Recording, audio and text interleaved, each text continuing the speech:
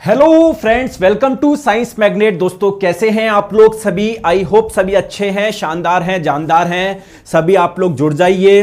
Start करते हैं आज का चैप्टर जिसका नाम है मेटल्स एंड नॉन मेटल, यानी धातु एवं अधातु। चलिए दोस्तों, आप लोग मुझे बताइए, ये हाथ में सोना रखा हुआ है, गोल्ड है ना ये, तो ये मेटल है या नॉन मेटल है? बताओ, ये धातु है या अधातु है? अब आप लोग बोलोगे कि सर मैंने कहीं पर पढ़ रखा था, मेरे को याद है ये एक मेटल है, ये एक धातु है। तो ये तो आप लोगों का रटा हुआ है कि हाँ चलो आपने रट लिया कि ये एक मेटल है, कॉपर एक मेटल है। लेकिन कॉपर में, गोल्ड में, सिल्वर में, एल्यूमिनियम में आपने ऐसा क्या देखा जिसकी वजह से आप लोगों ने इसे मेटल बोला, यानी धातु बोला? तो ये चीज आप आज हम लोग समझेंगे कि मेटल्स में क्या क्या विशेषता पाई जाती है, या क्या क्या विशेषता होने की वजह से हम लोग किसी को मेटल बोलेंगे या किसी को नहीं बोलेंगे। बात समझ में आ रही है इस चैप्टर से? और जब हम लोगों को पता पड़ जाएगा कि ये मेटल होते हैं, ये नॉन मेटल्स होते हैं, फिर एक एक के बारे में हम लोग समझेंगे कि मेटल्स की क्या क्या विशेषता होती है। मेटल की अभिक्रिया जब पानी से करवाएंगे तो क्या होगा, मेटल की अभिक्रिया किसी अम्ल से करवाएंगे तो क्या होगा। आ गई बात समझ में? बहुत मजा आएगा। फिर हम लोग ये पढ़ेंगे कि ये जो गोल्ड है, जैसे ये एक मेटल है, तो ये हमको मेटल मिलता कहां से है? क्या जब बारिश आती है तो वहां से मेटल मिलता है क्या हम लोगों को?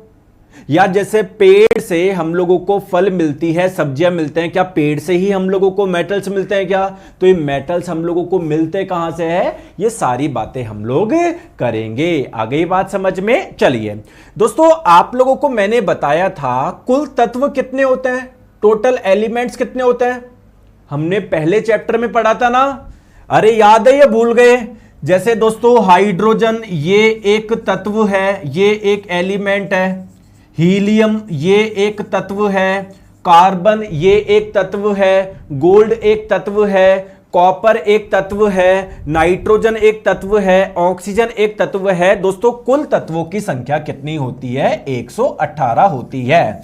ठीक है, तो दोस्तों ये जो 118 तत्व है, इनमें से हम लोग कुछ तत्वों को क्या बोल देते हैं? मेटल बोल देते हैं, धातु बोल देते हैं। आ गई बात समझ में? सर किन को बोलेंगे अभी बताऊंगा। दोस्तों कुछ तत्व ऐसे होते हैं जिन्हें हम लोग नॉन मेटल यानी अधातु बोलते हैं, अधातु बोलते हैं। और कुछ तत्व ऐसे होते हैं जिनमें कुछ विशेषता तो धातु जैसी होती है, कुछ विशेषता अधातु जैसी होती है। तो दोस्तों ऐसे तत्वों को हम लोग बोल देते हैं मेटेलॉइड, हिंदी में उपधातु, या कई बार इसे अर्ध धातु भी बोलते हैं। तो अब समझ में आ गया होगा कि ये जो 118 तत्व है, इन्हीं में से कुछ तो आप लोगों के धातु होंगे, कुछ अधातु होंगे, और कुछ आप लोगों के क्या कहलाएंगे? उपधातु कहलाएंगे। अब आपके मन में क्वेश्चन आएगा, गुरुजी मैं कैसे पहचानूं? अभी मैं बता दूंगा, टेंशन मत लो। तो जैसे मान लो ये टोटल 118 तत्व है, तो इन्हीं 118 तत्व में से कुछ तो होंगे आप लोगों के मेटल यानी धातु। जैसे फॉर एग्जांपल ये नीले डब्बे वाले जितने भी है ना, वो है मेटल यानी धातु। कुछ होंगे आप लोगों के अधातु यानी नॉन मेटल, ये लाल कलर वाले जो है ना, वो आपके नॉन मेटल है, अधातु है। और दोस्तों ये जो हरे कलर के डब्बे में आप लोग देख पा रहे हो, वो आप लोगों के क्या है? उपधातु है। अब आपके मन में क्वेश्चन आएगा कि सर मैं ये सारे एग्जांपल रट लूं क्या? जैसे नीले डब्बे में ये जितने भी है सबके नाम याद रख लूं क्या?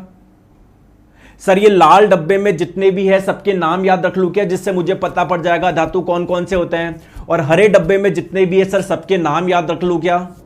रख लूं क्या? इससे सर मजा आ जाएगा मेरे को। एग्जाम में अगर पूछेगा कि बताइए इनमें से कौन एक धातु है, तो मैं सर आराम से इसका आंसर दे पाऊंगा।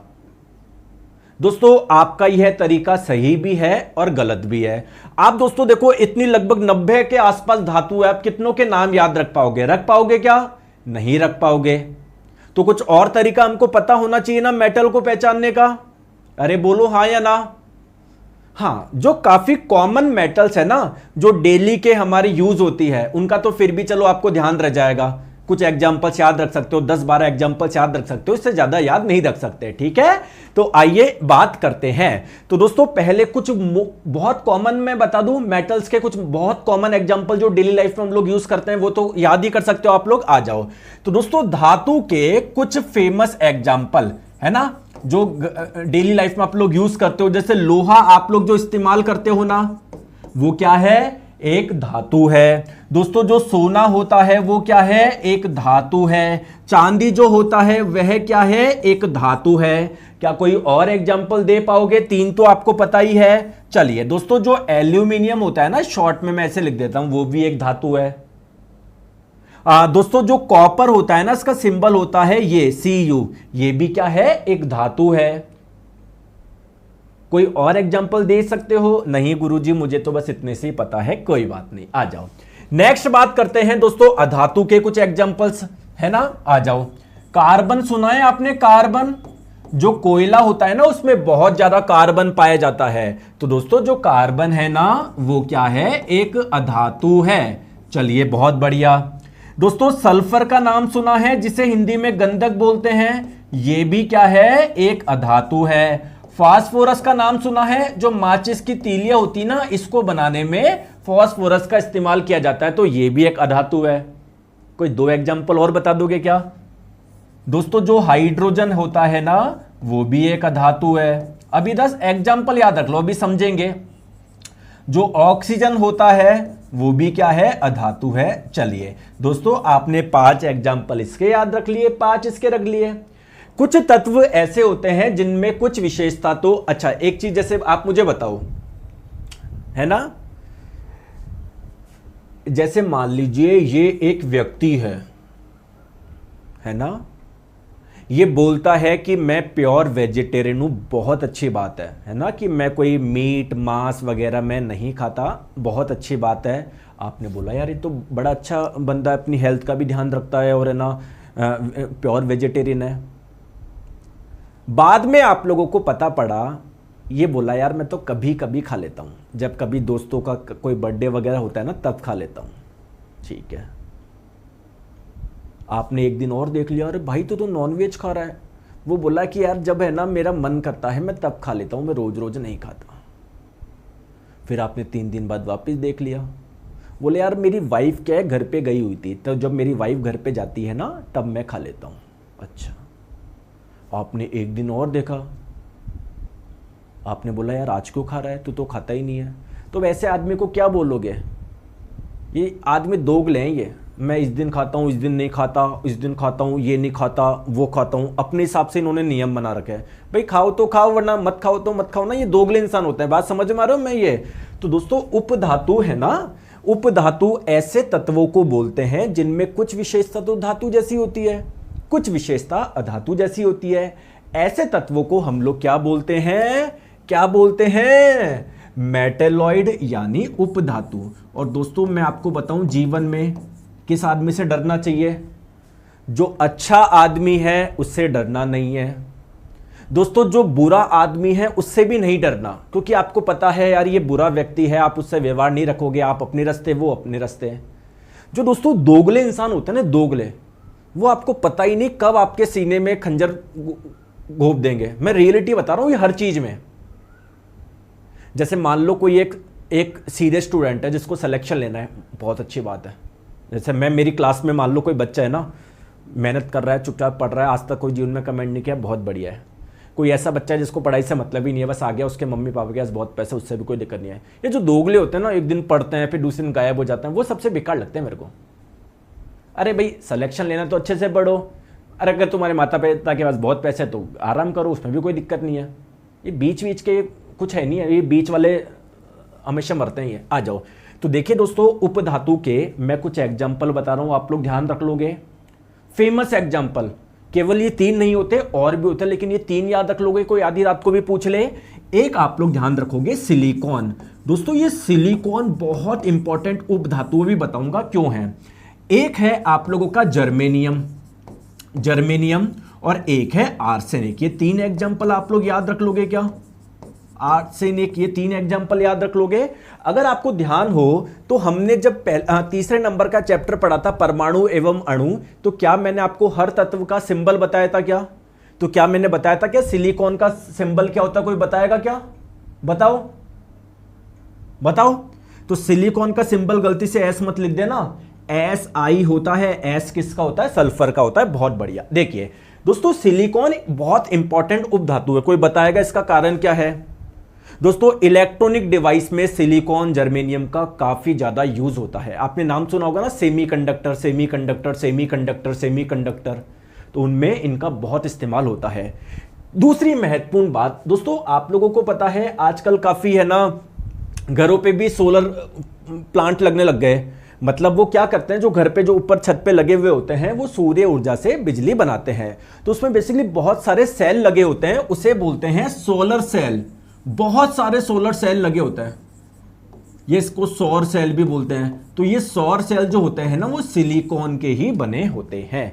चलिए दोस्तों अभी तक जो हम लोगों ने पढ़ा देखते हैं, अगर एग्जाम में जाओगे कुछ क्वेश्चन पूछेगा तो आप कर पाओगे क्या?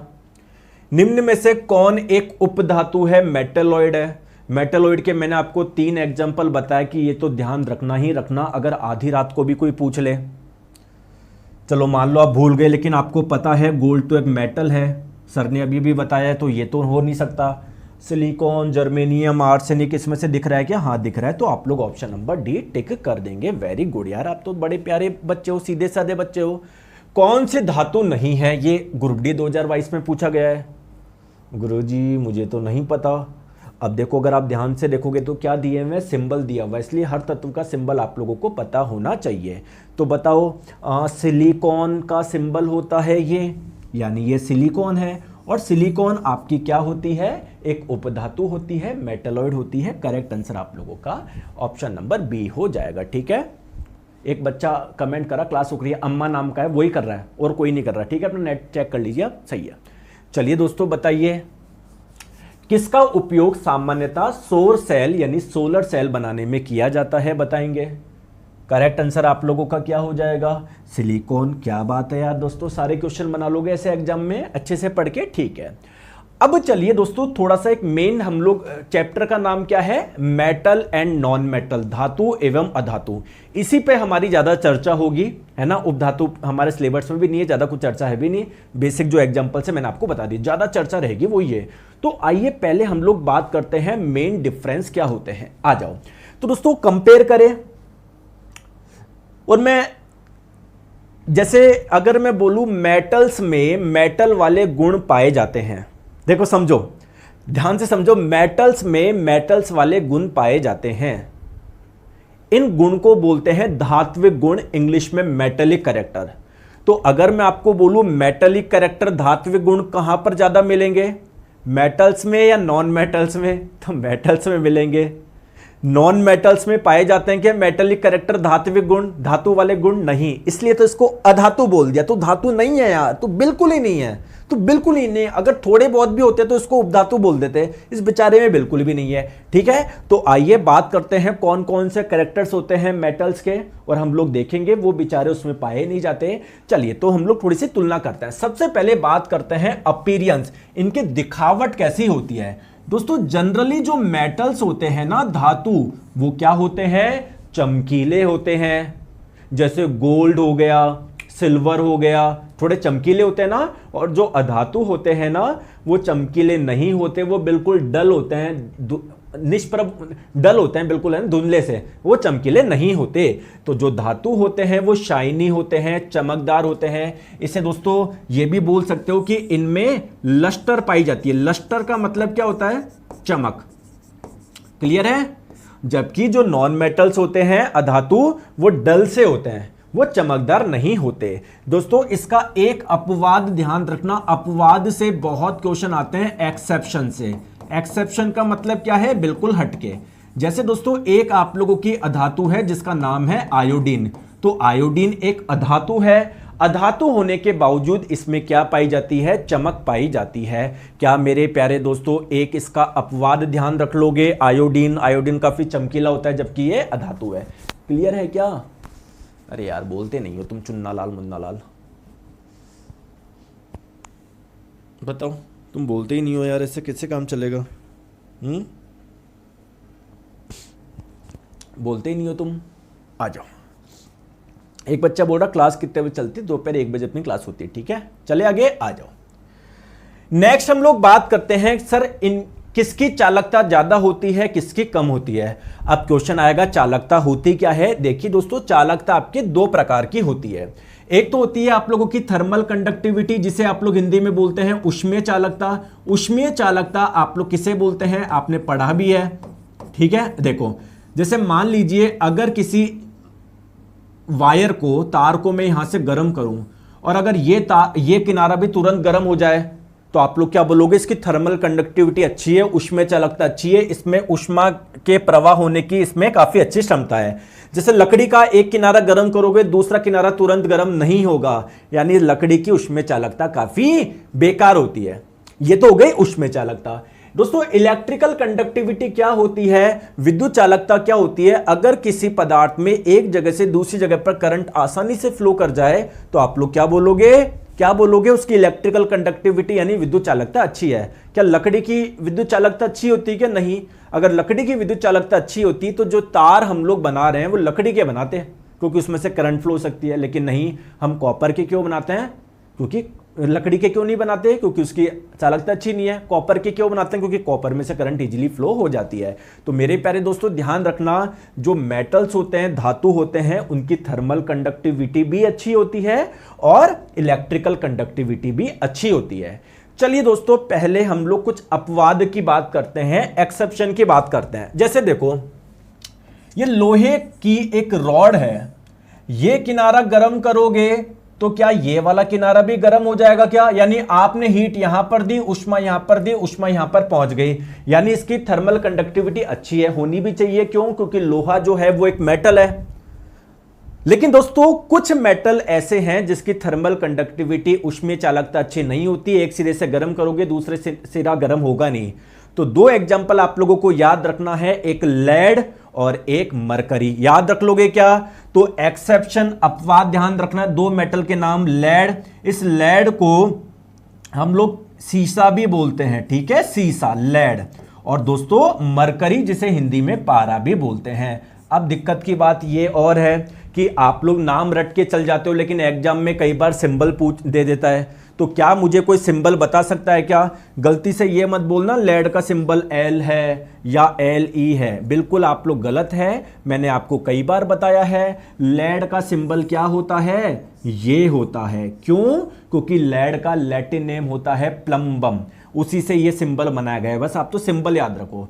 सिमिलरली जो मरकरी होता है, पारा होता है, उसका सिंबल क्या होता है? कैपिटल H और साथ में स्मॉल g। Very good. अब दोस्तों मैं एक चीज और बताऊं आप लोगों को, एक चीज और बताऊं। हाँ गुरुजी बताइए।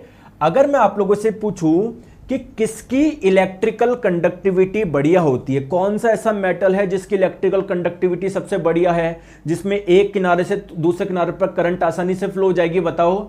तो सबसे अच्छी इलेक्ट्रिकल कंडक्टिविटी कोई बताना चाहेगा, वो होती है सिल्वर की यानी चांदी की। लेकिन आपके मन में क्वेश्चन आएगा कि सर हम लोग चांदी के तार क्यों नहीं बनाते फिर, या चांदी के तार का इस्तेमाल क्यों नहीं करते? क्योंकि चांदी काफ़ी महंगा है। तो हमारे काफ़ी घर का मतलब घर के बिजली कनेक्शन में दोस्तों हम लोग तो वो हो जाएंगे, बिल्कुल पैसे ही नहीं बचेंगे, है ना। बाकी का काम कैसे कराओगे? तो ध्यान रखिएगा, सिल्वर की इलेक्ट्रिकल कंडक्टिविटी सबसे बढ़िया होती है, लेकिन हम लोग सिल्वर का इस्तेमाल नहीं करते कॉस्ट की वजह से। तो सर दूसरे नंबर पे कौन आता है? फिर दोस्तों दूसरे नंबर पे आता है कॉपर। कॉपर बोले तो तांबा, तो फिर हम लोग, तांबा सस्ता भी आता है तो तांबे का इस्तेमाल हम लोग कर लेते हैं। आगे बात समझ में क्लियर है? चलिए दोस्तों, जो अधातु होते हैं ना, उनकी इलेक्ट्रिकल कंडक्टिविटी और थर्मल कंडक्टिविटी दोनों ही अच्छी नहीं होती है। क्लियर है? लेकिन इसका एक अपवाद है। क्या? आ जाओ बताता हूं। दो अपवाद है बेसिकली। एक तो ग्रेफाइट। सर ये ग्रेफाइट क्या एक अधातु है क्या? एक्चुअली में दोस्तों ये कार्बन का ही बना होता है, कार्बन का ही बना होता है। कई बार क्या होता है, कार्बन जो कि एक अधातु है, एक अलग अलग रूपों में पाया जाता है, अलग अलग रूपों में पाया जाता है। जैसे आप लोग मुझे एक चीज बताओ, आपने मावा खाया है? मावा, मावा खाया है? मावा अब दोस्तों मावे की अलग अलग मिठाई बनाई जाती है, मावे की बर्फी होती है, कोई बंगाली मिठाई होती है, बंगाली मिठाई आपने खाई हो तो, है ना, कुछ और होती है, कुछ अभी खूब खाई होगी आपने त्योहारों पे, है ना। तो दोस्तों सब में मावा ही तो होता है, अब वो अलग अलग रूप है उसका। वैसे ही दोस्तों कार्बन क्या होता है, कई बार अलग अलग रूप में पाया जाता है, इसे बोलते हैं कार्बन के अपर रूप, एलोट्रोप ऑफ कार्बन। आगे बात करेंगे जब हम लोग कार्बन वाला चैप्टर पढ़ेंगे। तो कार्बन के दोस्तों वैसे तो 3 अपर रूप होते हैं, अभी 2 के बारे में ध्यान रखो। ये ग्रेफाइट, ये कार्बन का एक अपर रूप है। कार्बन का एक अधातु है, बेसिकली आप ये बोल सकते हो ये अधातु का ही बना हुआ है। सिमिलरली हीरा यानी डायमंड, ये भी कार्बन का बना हुआ है, प्योर कार्बन का। और कार्बन क्या होता है, एक अधातु होता है, नॉन मेटल होता है। जी सर, तो ग्रेफाइट जो होता है वो एक अधातु का बना होने के कारण, बना होने के बावजूद भी इसमें दोस्तों करंट इजीली फ्लो कर जाती है। इसकी इलेक्ट्रिकल कंडक्टिविटी, विद्युत चालकता काफी ज्यादा होती है। बात करें दोस्तों डायमंड की, हीरे की, तो दोस्तों हीरे एक कार्बन का बना हुआ है, धातु का बना हुआ है, इसके बावजूद इसकी थर्मल कंडक्टिविटी, उष्मीय चालकता क्या होती है, काफी ज्यादा होती है। ये दोनों पॉइंट याद रख लोगे मेरे प्यारे चुन्नू मुन्नू लालो। बताओ आगे बात समझ में। तौसीफ जी बोल रहे हैं सर केमिस्ट्री समझ में नहीं आ रही, तो बताओ क्या करें। है तौसीफ जी, बताओ क्या करें, छोड़ के चल जाओ एग्जाम में, है ना। समझ में नहीं आ रही ना, छोड़ के चला जाओ। नहीं सर ये तो कोई ऑप्शन नहीं है। एक और तरीका बता दूं, कमेंट में रोते रहो सर समझ में नहीं आ रही, हार्ड है हार्ड है हार्ड है हार्ड है हार्ड है ना। दूसरा तरीका ये अपना लो जो भी आप कर रहे हो। तीसरा तरीका ये है कि नहीं कुछ भी हार्ड नहीं है, कुछ भी इजी नहीं है, ठीक है। हो सकता है मुझे थोड़ा सा मुश्किल लगे, लेकिन मैं ध्यान से देखूंगा, एक बार की जगह मैं 2 बार देख लूंगा तो मुझे अच्छे से समझ में आ जाएगा। सर क्वेश्चन तो करवा ही रहे हैं साथ में, तो एक ये तरीका है, आपके ऊपर है दोस्तों आप कौन सा तरीका चाहते हो, है ना। आ जाओ, चलिए आगे बात समझ में क्लियर है। चलिए नेक्स्ट हम लोग बात करते हैं और कंपेयर करते हैं कि सर किसकी डक्टिलिटी अच्छी होती है, किसकी बुरी होती है, किसकी मेलेबिलिटी अच्छी होती है, किसकी बुरी होती है। अब आपके मन में क्वेश्चन आएगा कि सर पहले तो ये तो समझाओ डक्टिलिटी यानी तन्यता होता क्या है, मेलेबिलिटी यानी आघात वर्धनीयता क्या होता है। दोस्तों क्या कभी आपने सुना है कॉपर का वायर, सुना है क्या? क्या कभी आपने सुना है लोहे का वायर, लोहे का तार, सुना होगा, घर की छतों पे बांधे भी जाते हैं कपड़ों को सुखाने के लिए। लेकिन कभी आपने सुना है ऑक्सीजन का तार, हाइड्रोजन का तार, सल्फर का तार, फॉस्फोरस का तार, सुना है कभी? नहीं। क्यों? देखिए दोस्तों जो मेटल्स होते हैं ना, जैसे मान लो ये कोई धातु का एक टुकड़ा है, मान लो लोहे का ही है मान लो, ठीक है दोस्तों, अगर मैं इस पे ऐसे लोड लगाऊंगा, ऐसे लोड लगाऊंगा तो धीरे धीरे ना ऐसे खिंचता हुआ चला जाएगा, ऐसे खिंचता हुआ चला जाएगा, ऐसे खिंचता हुआ चला, और बहुत हाई लोड लगाए जाएंगे ना, बिल्कुल ऐसा बन जाएगा पतला सा वायर। तो अगर किसी को वायर में कन्वर्ट कर पा रहे हो ऐसे खींच खींच के, अब ये हाथ से तो खींचे जाता नहीं है, ये मशीनों से खींचा जाता है, तो अगर उसको खींच खींच के अगर आप लोग वायर में कन्वर्ट कर पा रहे हो तो इस प्रवृत्ति को हम लोग बोलते हैं डक्टिलिटी यानी तन्यता। क्लियर है? मेटल्स को आराम से खींच खींच के ऐसे वायर में कन्वर्ट कर सकते हैं। नेक्स्ट बात आती है सर मेलेबिलिटी क्या होती है। दोस्तों कभी आपने सुना है लोहे की शीट, लोहे की चादर सुनी है? बताओ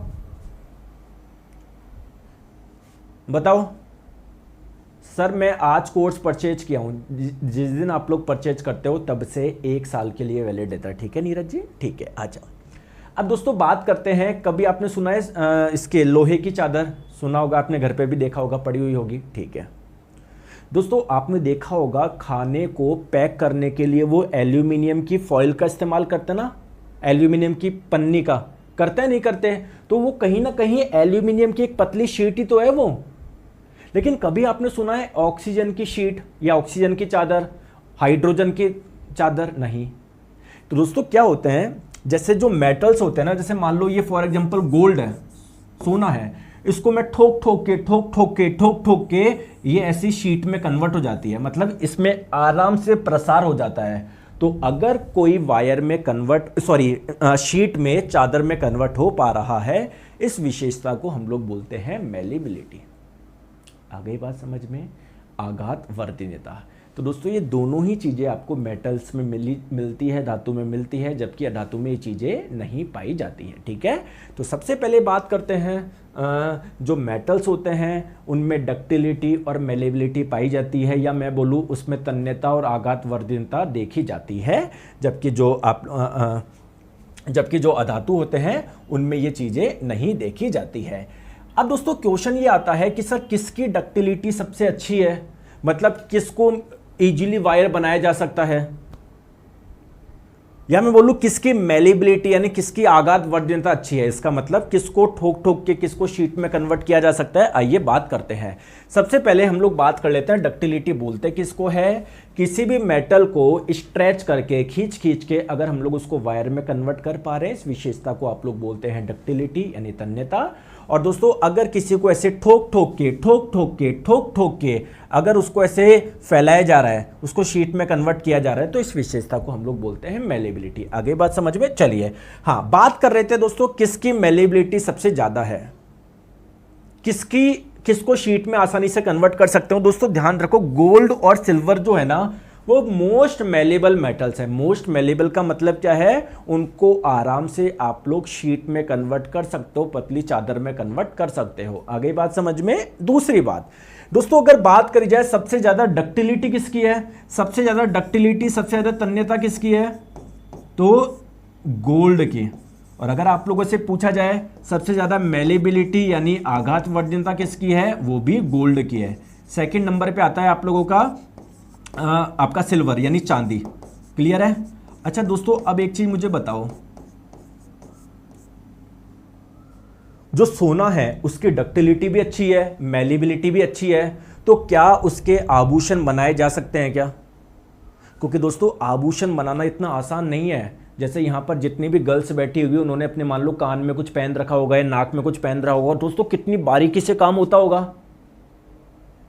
अगर मान लो गोल्ड को अपन जैसे चाहे उसको खींच भी पा रहे हैं, उसको ठोक भी पा रहे हैं, शीट में भी कन्वर्ट कर पा रहे हैं, तभी तो दोस्तों उसकी ज्वेलरी बनाना आसान हुआ।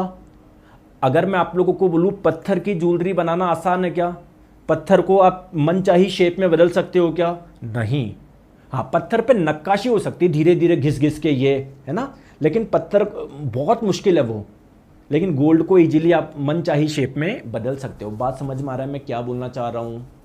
बोलो, बात समझ में आ रही है? और दोस्तों मैं आपको बताऊं, 1 ग्राम सोना जो होता है ना, उससे आप पता नहीं कितना लंबा वायर बना सकते हो। क्यों? क्योंकि उसकी डक्टिलिटी बहुत ज़्यादा है, मेलेबिलिटी बहुत ज़्यादा है, ऐसे भी सब तरीके से फैल जाएगा वो। क्लियर है क्या? सर सिलेबस कब तक खत्म हो जाएगा? ग्रुप डी की तैयारी कर रहा हूँ मैं। अच्छा, एक कमेंट आ रहा, सर सिलेबस कब तक हो जाएगा? मैं ग्रुप डी की तैयारी। बेटा मेरा तो होने वाला है, एक चैप्टर ये बच्चा है, इसके बाद में एक और है ना। आपका हो गया क्या बाकी का? वो मुझे बता दो एक बार। और अगर मन हो तो एक बार मेरे ऑफिस में आ जाना, अगर हो तो एक बैठ के बात करेंगे कितना हो गया तुम्हारा। ठीक है, आगे बात समझ में? नॉन मेटल जो होते हैं, अधातु जो होते हैं ना, उनमें ये चीज़ें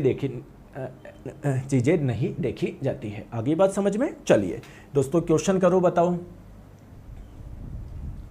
धातुओं के किस गुण के कारण पन्नी बनाना आसान है? पन्नी का मतलब बिल्कुल पतली पतली है ना, या फिर आप लोग चादर बोल सकते हो। आ जाओ बताओ।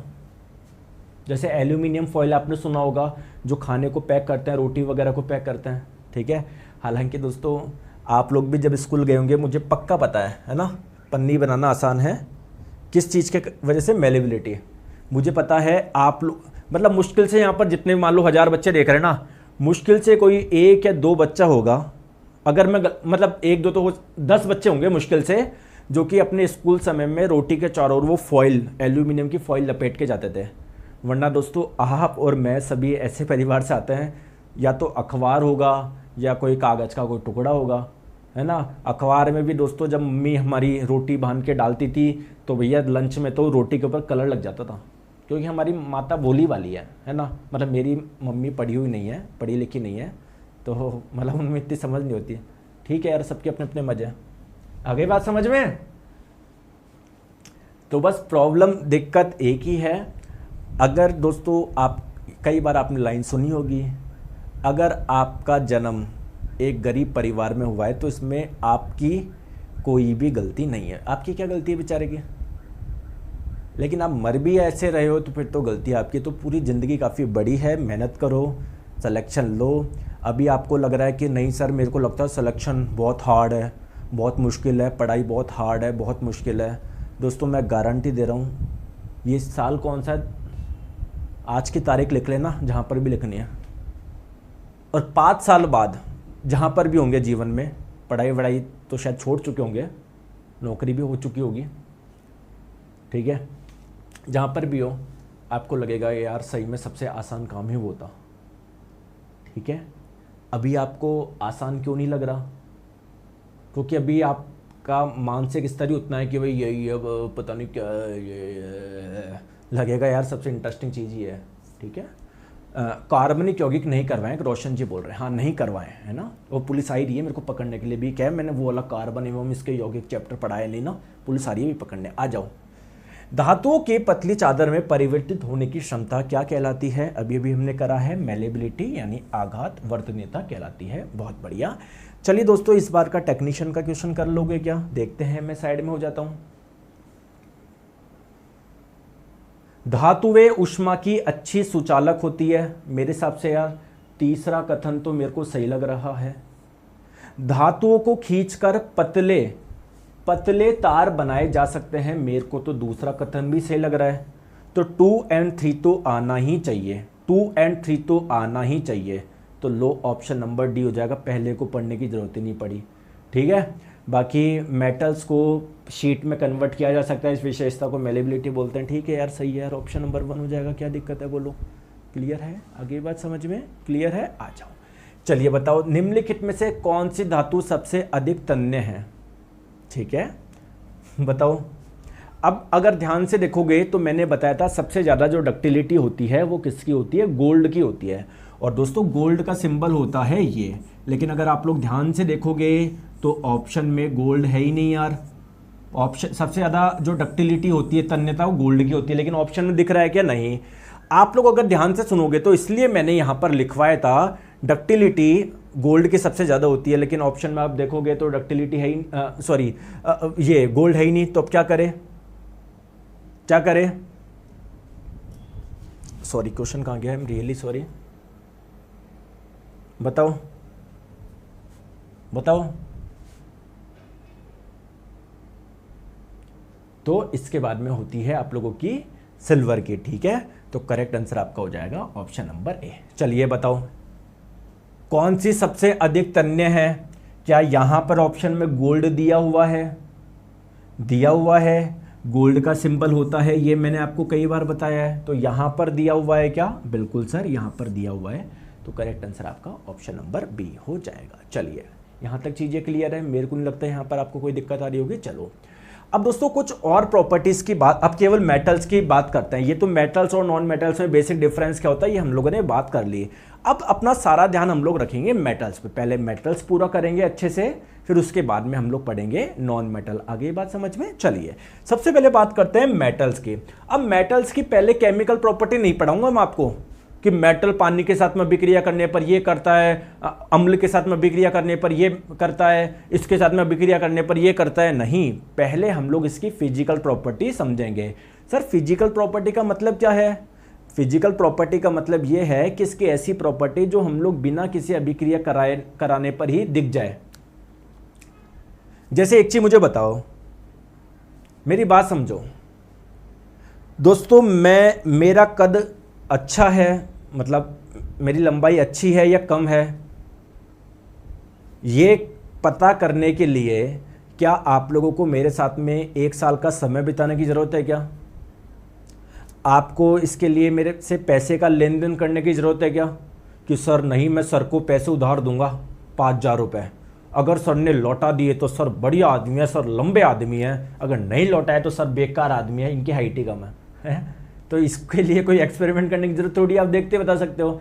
सिमिलरली मेटल्स की कुछ चीज़ें हमको बिना रिएक्शन करते ही पता पड़ जाती है, तो आइए उनको बोलते हैं फिजिकल प्रॉपर्टी यानी भौतिक गुण। आगे बात समझ में, चलिए आ जाओ। सबसे पहले बात करते हैं, क्या लिखिए मैंने पहले नंबर पे, मैं भूल गया, चलो आ जाओ दोस्तों। जो मेटल्स होते हैं वो जनरली नॉर्मल टेम्परेचर पे है ना, हमारे रूम का जो टेम्परेचर है लगभग 20 डिग्री सेल्सियस मान लो, नॉर्मल रूम टेम्परेचर का मतलब नॉर्मल टेम्परेचर। तो आप लोग मुझे बताइए, आपके घर पे अगर कोई लोहा पड़ा है तो वो पिघला हुआ है तरल अवस्था में या किस में, ठोस अवस्था में। आपके घर में एल्यूमिनियम के बर्तन होंगे, वो ठोस अवस्था में, तरल अवस्था में, ठोस अवस्था में। आपने अगर कोई यहाँ पर जितनी भी गर्ल्स वगैरह होगी उन्होंने कुछ कान में या फिर कुछ पहन रखा होगा गोल्ड का या सिल्वर का, तो वो ठोस अवस्था में है ना, ऐसा तो है नहीं मेल्ट हुआ है। तो नॉर्मल टेम्परेचर पे जितने भी आप लोगों के मेटल्स होते हैं वो ठोस अवस्था में होते हैं। हाँ, अगर गर्म करोगे, कोई भट्टी में डाल दोगे हाई टेम्परेचर पे, तो हर कोई मेल्ट हो जाता है, हर कोई लिक्विड स्टेट में आ जाता है। हम तो एक नॉर्मल टेम्परेचर की बात कर रहे हैं। आ गई बात समझ में। तो पहली प्रॉपर्टी क्या है, जितने भी मेटल्स होते हैं, जितने भी धातु होते हैं, वो नॉर्मल टेम्परेचर पे ठोस अवस्था में पाए जाते हैं। ठीक है दोस्तों, इसका एक अपवाद है। अपवाद क्या है, मरकरी यानी पारा। दोस्तों क्या कभी आपने मरकरी किस में पाई जाती है, कभी मरकरी देखी है क्या? चमकीली लगती है, ऐसा लगता है चांदी को पिघला के डाल दिया। बताओ बताओ बताओ बताओ, कहां पर देखी है आपने, कभी देखी है?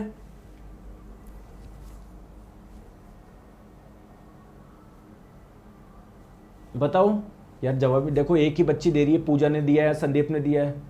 थर्मोमीटर में आपने देखा होगा दोस्तों, आप अपना फीवर को मेजर, हालांकि अब तो अलग अलग डिवाइस आने लग गई है ना, वो थर्मोमीटर होता था ना, अपने जीप के नीचे रखते थे आप लोग या इस जगह रखते थे आप लोग, फिर वो जहां तक वो अंदर जो होता है ना चमकीला चमकीला, वो क्या होता है, मरकरी होता है, वो पारा होता है। आ गई बात समझ में। तो दोस्तों क्या वो ठोस जमा हुआ है क्या, वो लिक्विड में, ठीक है, जबकि वो मेटल है। तो जितने भी मेटल्स होते हैं वो सारे सॉलिड होते हैं, ठोस होते हैं। मरकरी यानी पारा एक अपवाद है। अपवाद का मतलब ये ठोस अवस्था में नहीं पाया जाता। किस अवस्था में पाया जाता है, तरल अवस्था में पाया जाता है। क्लियर है क्या? आ जाओ नेक्स्ट बात करते हैं कठोरता। दोस्तों आप लोग मुझे एक चीज बताओ, आप मेरे स्किन पे अपने नेल्स ऐसे कर दोगे ना, मेरे स्क्रैच हो जाएगा, क्योंकि सॉफ्ट है यार अपनी स्किन, बेचारे सॉफ्ट सॉफ्ट है अपन। लेकिन आप जाके एक बार लोहे पे अपना हाथ रगड़ देना नाखून से, आपका नाखून उखड़ जाएगा, बेचारे लोहे का कुछ नहीं होगा। बात सही है क्या? तो दोस्तों ये काफ़ी हार्ड होती है, कठोर होती है। मेटल जितनी भी होती है ना, जैसे कॉपर पे जाके कर लो, किसी पे भी बहुत कठोर होती है। तो मेटल्स क्या होती है, जनरली हार्ड होती है, कठोर होती है। कोई मेटल सॉफ्ट भी होती है क्या? जैसे अपना दोस्तों पनीर काफ़ी सॉफ्ट होता है, आराम से चक्कू से कितना आराम से कट जाता है। लोहे को काट सकते हो चक्कू से? नहीं, कठोर होता है। सोने को काट सकते हो? नहीं। चांदी को काट सकते हो? नहीं। तो दोस्तों जितनी मेटल्स होती है हार्ड होती है, कठोर होती है। कुछ मेटल सॉफ्ट होती है, कुछ 3 मेटल्स ऐसी है जो काफ़ी सॉफ्ट है, मतलब आप लोग उन्हें चाकू से भी काटोगे ना, कट जाएंगे बिल्कुल पनीर के जैसे, ठीक है। तो वो 3 मेटल्स कौन सी है, लिथियम, सोडियम, पोटेशियम। तो मोस्ट मेटल्स आर हार्ड, लेकिन कुछ मेटल्स है, कौन कौन सी, 3 एग्जाम्पल ध्यान रख लोगे, लिथियम, सोडियम, पोटेशियम। क्लियर है? एक बार एग्जाम एएलपी में क्वेश्चन पूछा गया था कि निम्न में से किसे धातु से नहीं काटा जा सकता है, ठीक है। तो पहला ऑप्शन था लिथियम, एक था एल्यूमिनियम, तीसरा था सोडियम, चौथा था आप लोगों का पोटेशियम। बस नीचे गए नहीं, लिथियम लिथियम लिथियम लिथियम। तो पढ़ा करो क्वेश्चन को। मैं आप लोगों को बताऊं, जब आप एग्जाम में जाते हो ना, अरे आपने जीवन भर में कितनी भी तैयारी करो, 10 साल से तैयारी कर रहे हो, कोई दिक्कत नहीं है, 10 साल से करो, 20 साल से करो, कोई दिक्कत नहीं है। लेकिन मैं आपको बताऊं, क्वेश्चन पढ़ने की कला भी एक अलग ही कला है। कई बच्चे क्वेश्चन पढ़ ही नहीं पाते, समझ ही नहीं पाते बोलना क्या चाह रहा है, बस ऐसे समझते हो, अरे यार ये तो मेरा पढ़ा हुआ है, लो लगाओ। बताओ मैं सही बोल रहा हूँ क्या? और ये केवल साइंस सब्जेक्ट में बात नहीं कर रहा, मैं मैथ्स में भी हो सकता है, रीजनिंग में भी हो सकता है ना। तो एक बार क्वेश्चन को पढ़ो, अब दोस्तों पढ़ कब पाओगे? जब आपका फोकस रहेगा। अब फोकस कहाँ से होगा? आप फोकस की प्रैक्टिस करते हो क्या? नहीं गुरुजी, मैं तो वो रील देखता हूँ, एसएससी के टीचर जो आपस में लड़ते हैं ना सर, मैं तो वो रील देखता हूँ मैं तो दिमाग भी तुम्हारा बिल्कुल फिर ऐसा ही होगा। 1000 बार बोल दिया सोशल मीडिया से दूर रहो, ये काम करो, अपना फोकस है, सुबह 10-15 मिनट मेडिटेशन कर लिया करो, पढ़ाई पे ध्यान लगाओ। नहीं गुरुजी, मैं तो देखूंगा किसने किसको बोला।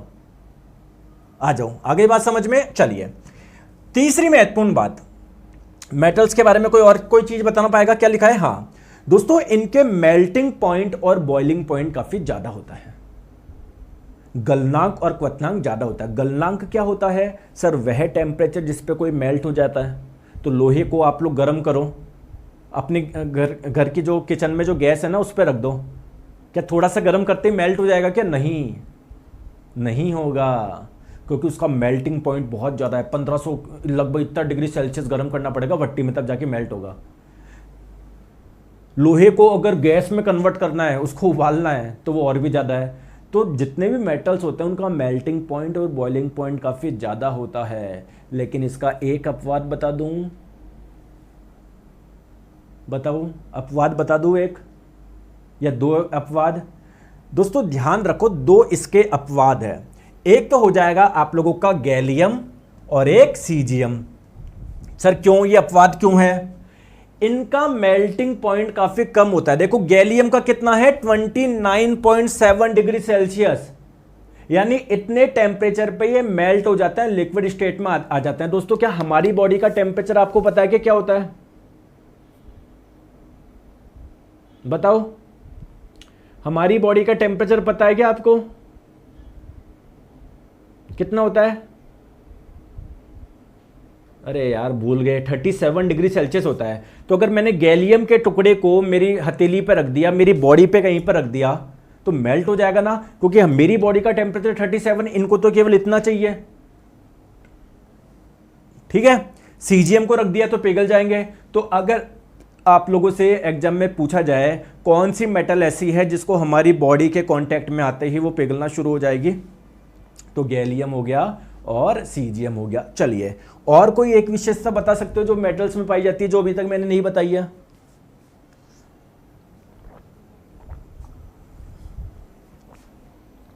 बता सकते हैं कोई बता सकता है? कोई बता सकता है क्या?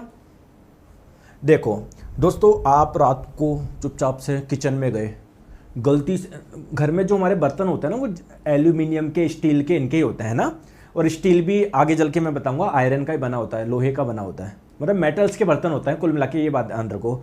अगर वो गिर जाए तो आवाज़ आती है क्या? आवाज़ आती है क्या? आती है क्या?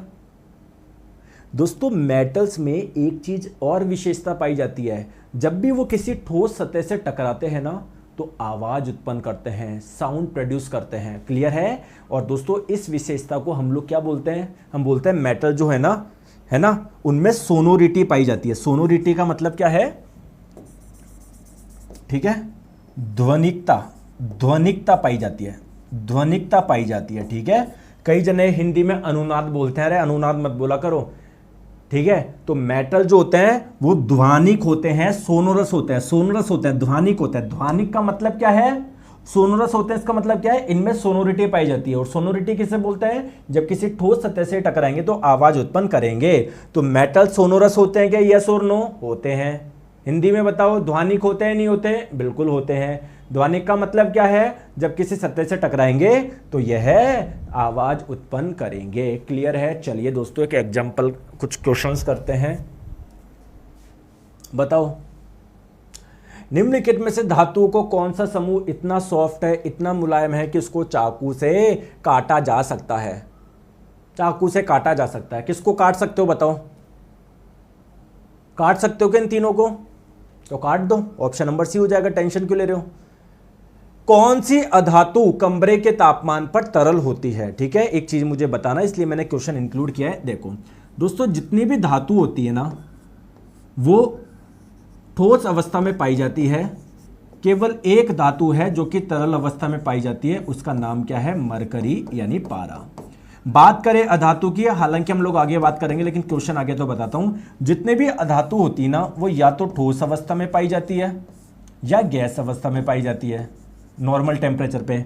एक अधातु ऐसी है जो कि नॉर्मल टेम्परेचर पे तरल अवस्था में पाई जाती है, उस अधातु का नाम क्या है? ब्रोमीन है, ब्रोमीन। ठीक है, चलिए ऑप्शन नंबर बी। देखो आंसर दे रहे हो ना, ए मरकरी। क्वेश्चन तो पढ़ लो क्या बोला जा रहा है। क्या ये मरकरी जो है वो मेटल है क्या? सॉरी नॉन मेटल है क्या? धातु है क्या? क्वेश्चन अधातु का पूछा जा रहा है, मरकरी आंसर लगा रहे हो। अभी भी मैंने समझाया, बहुत जनों को तो क्वेश्चन पढ़ने में दिक्कत आती है। ये देखो संदीप कुमार को आ रही है, ऑप्शन नंबर ए दे रहा है आंसर। और तुम्हें अगर यहां पर क्वेश्चन नहीं पढ़ पा रहे हो सही, तो यकीन मान के चलो एग्जाम में तो बिल्कुल ही नहीं पढ़ पाओगे। ठीक है, कई जनों को लगता है अरे सर मैं तो अभी ऐसे कर रहा हूं, एग्जाम में मैं सीरियस हो जाऊंगा। तो जिस चीज की आप लोग प्रैक्टिस करोगे वही तो बनोगे, हैं? दोस्तों कितने जने इस बात को मानते हैं, practice makes a man perfect? कितने बच्चे, कितने स्टूडेंट्स इस बात को मानते हैं, practice makes a man perfect? Yes, सही बात है यार। जितना ज़्यादा अभ्यास करोगे उतना ही तो ज़्यादा आप परफेक्ट बनोगे। दोस्तों मैं इसमें एक चीज़ इंक्लूड करना चाहता हूँ, practice makes a man perfect and imperfect also. अगर आप गलत चीज़ों की प्रैक्टिस करोगे ना, तो आप उतने ही बुरे बनते जाओगे। जैसे क्वेश्चन में जल्दीबाजी करना, जल्दीबाजी, आपने ज़िंदगी भर ये काम करा जल्दीबाजी, तो एग्जाम में भी वैसा ही करोगे। बताओ, तो सही चीज़ों की प्रैक्टिस करोगे, परफेक्ट इंसान बनोगे, एक अच्छा व्यक्ति बनोगे, आदर्श बनोगे, जो भी जिस भी चीज़ को आप करना चाह रहे हो। खराब चीज़ों की प्रैक्टिस करते रहोगे तो वैसे ही होता रहेगा। आप अपनी हेल्थ पे ध्यान देते रहोगे, अच्छा खाओगे, अच्छा पियोगे, मेडिटेशन वगैरह करोगे, आपकी हेल्थ बढ़िया होती रहेगी।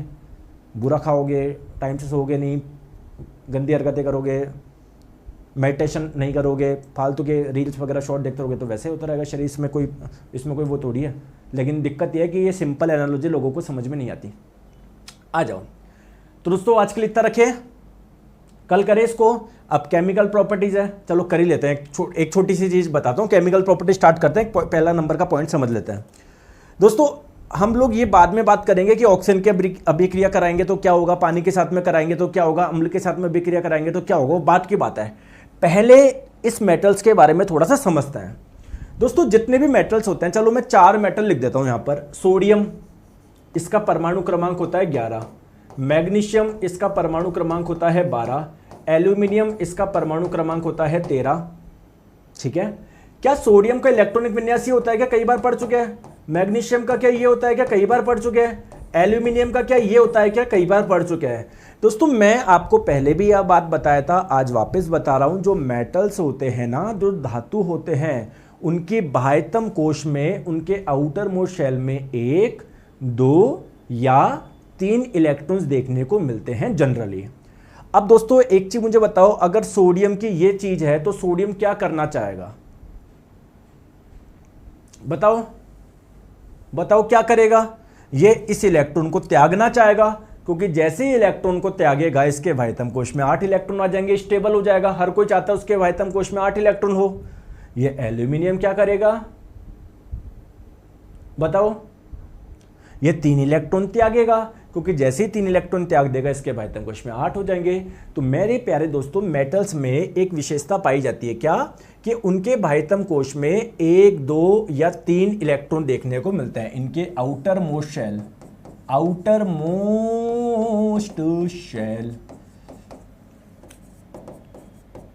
बाह्यतम कोश में 1, 2 या 3 इलेक्ट्रॉन देखने को मिलता है। ठीक है, अगर कोई बोले मेटल्स में बताओ बाह्यतम कोश में जनरली 1 से 3 इलेक्ट्रॉन देखने को मिलता है, तो फिर वो क्या करेंगे? दूसरी चीज क्या होगी उनमें? वो इलेक्ट्रॉन्स डोनेट करने की इनमें टेंडेंसी होगी, इलेक्ट्रॉन्स डोनेट करने की। और जब कोई इलेक्ट्रॉन डोनेट करता है तो उस पर पॉजिटिव चार्ज आता है, नेगेटिव चार्ज आता है। जैसे देख लो, ये देखो सोडियम, मैग्नीशियम, ये पोटेशियम, ये 3 इलेक्ट्रॉन डोनेट करेगा, ये 2 करेगा, ये 1 करेगा, ये 1 करेगा। तो दोस्तों जब ये इलेक्ट्रॉन डोनेट करेंगे तो क्या इन पे पॉजिटिव चार्ज आएगा? क्या तो बेसिकली मेटल जो होते हैं, धातु इलेक्ट्रॉन डोनेट करके क्या उन पे पॉजिटिव चार्ज आ जाता है कि धनात्मक आवेश आ जाता है, क्या आ जाता है। इसीलिए दोस्तों ध्यान रखेंगे, मेटल्स जो होते हैं ना, अगर आप लोगों से पूछा जाए ये इलेक्ट्रो पॉजिटिव एलिमेंट्स होते हैं, ये इलेक्ट्रोनेगेटिव, विद्युत धनात्मक तत्व होते हैं, विद्युत ऋणात्मक, तो इलेक्ट्रॉन डोनेट करते हैं और डोनेट करने पे पॉजिटिव चार्ज आता है, ठीक है। तो मेटल्स जो होते हैं वो इलेक्ट्रो पॉजिटिव एलिमेंट्स होते हैं, बहुत इंपॉर्टेंट वर्ड है, इलेक्ट्रो पॉजिटिव एलिमेंट्स होते हैं ये, ठीक है। विद्युत धनात्मक तत्व होते हैं, देखो कई क्वेश्चन आते हैं, इससे भी करवाता हूँ। विद्युत धनात्मक तत्व होते हैं दोस्तों, मैं फिर से बता रहा हूँ, प्लीज़ ये ध्यान रखना, प्लीज़ ये ध्यान रखना। एक एसबी नाम का बच्चा है जो चैप्टर हट गया है, वो अरे बेटा पहले ये तो पढ़ ले। एसबी एक लड़का सर जो चैप्टर है वो करवा देना बाद में, जो है वो तो पढ़ नहीं रहा। ऐसे नाटक करना आता कोई बच्चे दिखावे करने की, सर हम पढ़ रहे हैं, ये पढ़ रहे हैं। आगे बात समझ में, इसका क्वेश्चन करो। प्रकृति में विद्युत धनात्मक कौन होता है, इलेक्ट्रो पॉजिटिव कौन होता है, कौन होता है, अभी बताया, भूल गए, धातुएं। चलो बताओ, धातुओं के बारे में कौन सा कथन गलत है? क्या ये तन्य और आघात वर्ध होता है क्या, मतलब ये डक्टाइल और मेलेबल होते हैं क्या? मेरे को तो ये कथन सही लग रहा है। क्या वो ऊष्मा और विद्युत के सुचालक होते हैं क्या? मेरे को तो यार इस कथन सही लग रहा है। इनका गलनांक और क्वथनांक उच्च होता है क्या? सही बात है। ये विद्युत रूप से ऋणात्मक होते हैं क्या, मतलब ये इलेक्ट्रिकली नेगेटिव होते हैं, इलेक्ट्रिकली पॉजिटिव होते हैं, इन पे कैसा आवेश आता है? तो ये बात क्या है, गलत है। बताओ, आ गया मजा? Thank you so much. मिलते हैं कल क्लास नंबर 2 में। आगे बात समझ में, क्लास आई समझ में, ये नहीं आया बताओ, किसको चैप्टर हार्ड लगा? अरे हार्ड कुछ भी नहीं है, बहुत ईजी है। हार्ड नहीं लग रहा है इसका मतलब आप क्लास में ध्यान से सुनते ही नहीं हो, ठीक है। चलो पिछला चैप्टर आपको नहीं आया, मैं बोलता हूँ हार्ड लगा, बहुत हार्ड लगा। ये तो एक नया चैप्टर है, ये तो एक नई शुरुआत है, बताओ, है ना। फिर भी आप ऐसे करते हो, एक एक चीज़ करते हैं प्यार से, धीरे धीरे, या तो क्लास में ध्यान देते नहीं हो आप लोग। क्लियर है? चलिए मिलते हैं कल क्लास नंबर 2 में, है ना। आगे का हम लोग करेंगे, बहुत सारे क्वेश्चंस करेंगे, टेंशन मत लेना। चलिए बाय बाय, टेक केयर।